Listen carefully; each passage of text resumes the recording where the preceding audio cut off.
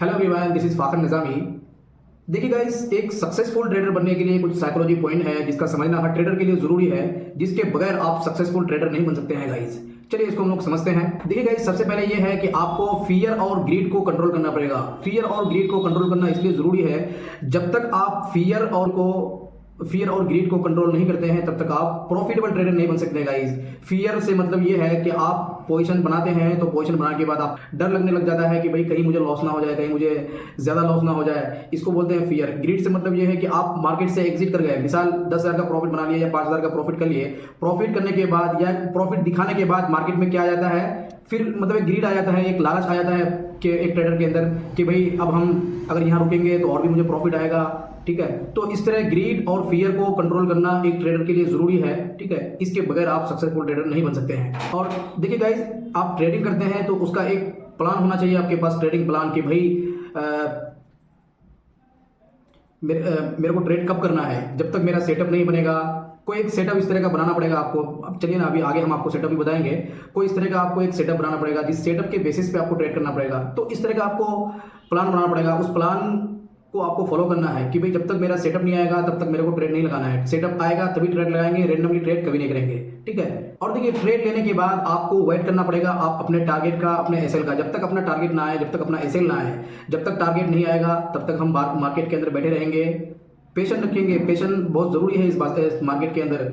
या तो आप ट्रेड लेने के बाद पेशेंट से बैठे रहें, या कि ट्रेड का सेटअप के लिए वेट करें, उसके लिए बैठे रहें। दोनों चीजों के लिए आपका पेशेंट होना बहुत जरूरी है, आपके अंदर पेशेंट का होना बहुत जरूरी है। जब तक आपके अंदर पेशेंट नहीं रहेगा तब तक आप बाजार के अंदर सक्सेसफुल नहीं बन सकते हैं गाइस।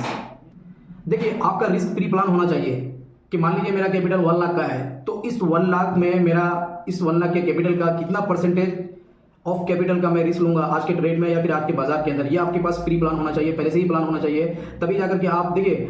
अब मान लीजिए भाई 1 लाख का कैपिटल है आपके पास, तो उस 1 लाख का 1% ही आपको रिस्क लेना है बाजार के अंदर। अगर 1,000 का मुझे लॉस दिखेगा तो मैं बाजार से एग्जिट कर लूंगा, अपना पोजीशन को निकाल लूंगा। तो इस तरह के माइंडसेट से आपको बाजार के अंदर आना पड़ेगा, तभी जाकर के आप एक सक्सेसफुल ट्रेडर बन सकते हैं। देखिए, अपने आप पर आपको कॉन्फिडेंस लाना पड़ेगा कि भाई मैं बाजार के अंदर पैसा बना सकता हूँ, कोई और पैसा बनाता है तो हम भी पैसा बना सकते हैं इस बाजार के अंदर। इस तरह का कॉन्फिडेंस बिल्ड करना पड़ेगा आपको इस बाजार के अंदर, तभी जाकर के आप एक सक्सेसफुल ट्रेडर बन सकते हैं। देखिए, बाजार के साथ आपको भी बदलना पड़ेगा। मान लीजिए भाई किसी दिन मार्केट साइडवेज रहता है तो आपको भी साइडवेज रहना है, किसी दिन मार्केट ट्रेंडी रहता है तो आपको भी ट्रेंडी रहना पड़ेगा। तो इस तरह का मार्केट को समझना पड़ेगा आपको, मार्केट का अंडरस्टैंडिंग जरूरी है। जब तक आप कम से कम साल, 1.5 साल, 2 साल इस तरह का टाइम बाजार को नहीं देंगे तब तक आपको ये चीजें समझ में आएंगी नहीं। तो बाजार के साथ आपको ढलना पड़ेगा, जिस तरह बाजार करेगा उस तरह अपने को चलना है। अगर बाजार साइडवेज है तो हम भाई नहीं लगाएंगे, ट्रेड नहीं करेंगे आज। जिस दिन बाजार ठीक रहेगा, मोमेंटम रहेगा बाजार के अंदर, उस दिन ही हम ट्रेड लगाएंगे। ठीक है, और देखिए, आप ट्रेड लेते हैं या तो प्रॉफिट होगा या लॉस होगा, जो भी होगा आपका सबको आपको मेंटेन करना है, उसका डायरी मेंटेन करना पड़ेगा आपको। एक जनरल बनाना पड़ेगा कि भाई आज मुझे प्रॉफिट हुआ तो आखिर कैसे प्रॉफिट हुआ, क्यों हुआ, और अगर मुझे लॉस हुआ है तो लॉस क्यों हुआ है, क्या वजह थी, क्या गलती थी, किस गलती की वजह से मुझे लॉस हुआ है। इन सारी चीज़ों को आपको रिकॉर्ड रखना पड़ेगा, और उसको ऐसा नहीं कि आप लिख करके छोड़ दीजिए उसको आप जब सोने के लिए जाएंगे तो उसको आपको ये जहन में ये चीज़ें दोहराना पड़ेगा कि भाई आखिर क्या वजह थी, किस वजह से मुझे आज लॉस हुआ है बाजार के अंदर। इन सारी चीज़ों को भाई समझना पड़ेगा, तभी जाकर के आप बार बार गलतियों को नहीं करेंगे। मान लीजिए भाई आज मैं ओवर ट्रेडिंग किया, ओवर ट्रेडिंग की वजह से मुझे लॉस हुआ है, तो इसको भी आपको एक नोट बना लेना है इसका।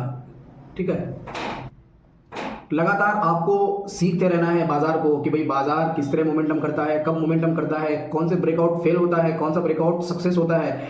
इस तरह के बाजार को अध्ययन करना पड़ेगा, बाजार को इस तरह समझना पड़ेगा अच्छी तरीके से, तब जाकर के आप एक सक्सेसफुल ट्रेडर बन सकते हैं गाइस।